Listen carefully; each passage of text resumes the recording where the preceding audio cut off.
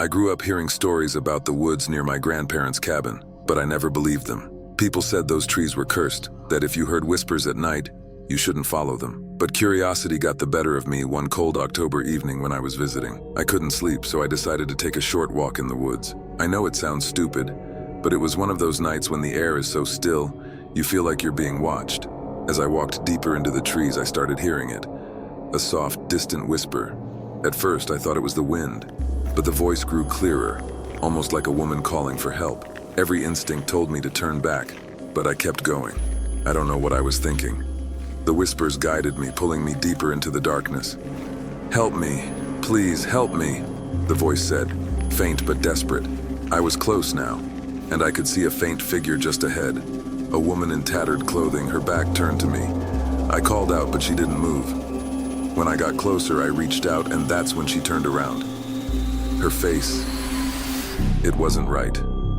Her eyes were black pits, and her mouth was twisted into an unnatural grin. She whispered again, but this time the voice was a low growl.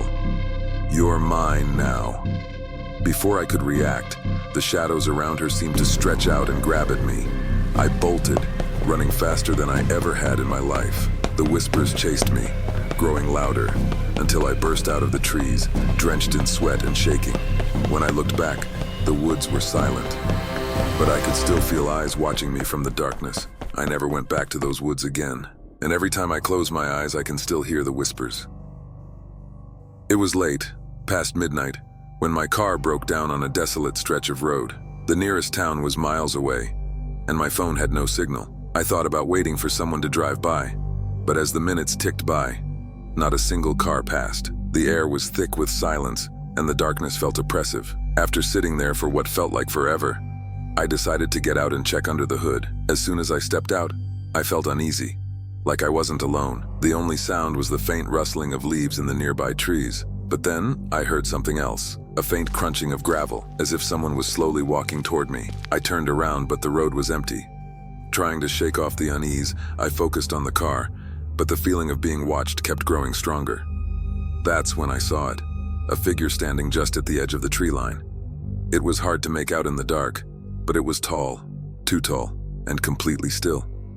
It didn't move, didn't make a sound, just watched. My heart pounded as I fumbled to get back in the car. I locked the doors and grabbed my phone, hoping for a signal, but still nothing. I looked up, and the figure was closer now, halfway between the trees and my car. My mind raced, trying to rationalize what I was seeing, but deep down, I knew this wasn't right. I stared at it, hoping it would just go away, but instead it started moving, slowly, unnaturally, its limbs jerking as it took deliberate steps toward me. Panic took over, and I tried to start the car, but the engine just sputtered. I could see its face now, pale and featureless, like it was wearing a mask. It was right outside my window, leaning down as if to peer in, even though it had no eyes. In sheer terror, I tried the car one last time, and miraculously, the engine roared to life. I floored it, speeding away as fast as I could. When I glanced in the rearview mirror, the figure was standing in the middle of the road, watching as I disappeared into the night. I don't know what that thing was, but I've never driven down that road again, and I never will. I've always slept with the door closed. Something about having it open freaks me out, like I'm inviting something to step in while I sleep. One night, I woke up around 2 a.m., feeling that weird sense of being watched. I tried to shake it off, telling myself it was just my imagination. But something felt off. As I lay there in bed, I noticed my door was slightly ajar, just a crack, but enough for me to see into the hallway. I was sure I'd closed it before going to bed. That's when I saw it, a dark silhouette standing in the hallway, barely visible in the dim light. It was tall and thin, like a shadow stretched out too far. It didn't move, just stood there, as if waiting. I was frozen in bed, staring at this thing, trying to convince myself it wasn't real. But then it shifted, its head tilting ever so slightly toward me, as if it realized I was awake. My breath caught in my throat as I watched it slowly inch closer to the crack in the door. I couldn't look away. My heart was pounding so hard I thought it would burst.